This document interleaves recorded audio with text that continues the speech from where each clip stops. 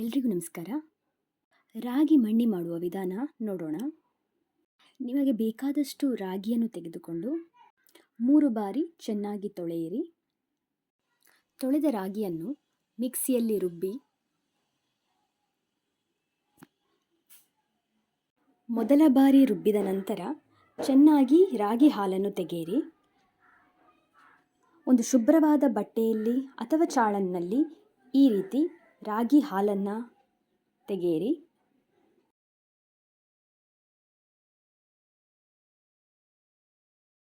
ಒಮ್ಮೆ ರಾಗಿ ಹಾಲು ತೆಗೆದ ನಂತರ ಮತ್ತೊಮ್ಮೆ ಈ ರಾಗಿಯನ್ನು ಬಳಸಿ ರುಬ್ಬಿ ರಾಗಿ ಹಾಲನ್ನು ತೆಗೆಯಿರಿ. ಈ ರೀತಿ ಒಂದು ಪಾತ್ರೆಯಲ್ಲಿ ರಾಗಿ ಹಾಲನ್ನು ಸಂಗ್ರಹಿಸಿ ನಂತರ 1 ಕಪ್ ತೆಂಗಿನ ತುರಿಯನ್ನು ನಾವಿಲ್ಲಿ ತೆಕ್ಕೊಂಡಿದ್ದೇವೆ. ಈ ರೀತಿ ರುಬ್ಬಿದ ನಂತರ ತೆಂಗಿನ ಹಾಲನ್ನು ಸಂಗ್ರಹಿಸಬೇಕು.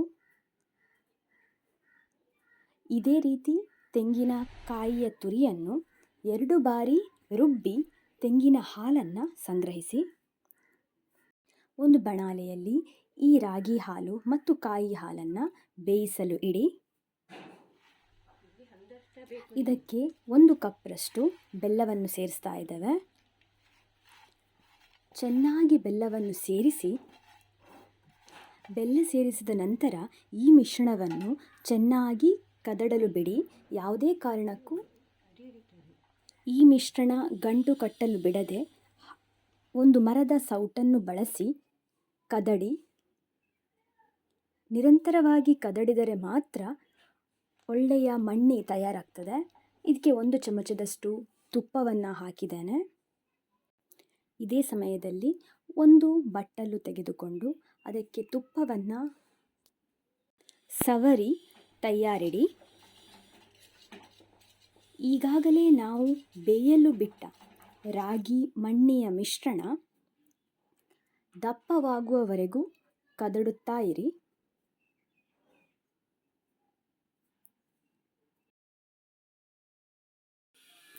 ಈ ಮಿಶ್ರಣಕ್ಕೆ 1 ಚಿಟಿಕೆ ಉಪ್ಪು ಹಾಗೆಯೇ ಏಲಕ್ಕಿ ಪುಡಿಯನ್ನು ಹಾಕಿ ನಿರಂತರವಾಗಿ ಕದಡಿ.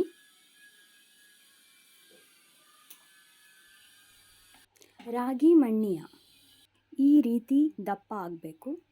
ಇದನ್ನು ನಾವೀಗಾಗಲೇ ತಯಾರಿಸಿ ಇಟ್ಟಂತಹ ಒಂದು ಬಟ್ಟಲಿನಲ್ಲಿ ಹಾಕಿ ತಣಿಯಲು ಬಿಡಿ. ತೆಂಗಿನ ತುರಿಯನ್ನು ಈ ರಾಗಿ ಮಣ್ಣಿಯ ಮೇಲೆ ಈ ರೀತಿ ಹಾಕಿ ತಣಿಯಲು ಬಿಡಿ. ತಣಿದ ನಂತರ ನಿಮಗೆ ಬೇಕಾದ ಆಕಾರದಲ್ಲಿ ಕತ್ತರಿಸಿ ರಾಗಿ ಮಣ್ಣಿ ಸವಿಯಲು ಸಿದ್ಧ. Thank you for watching.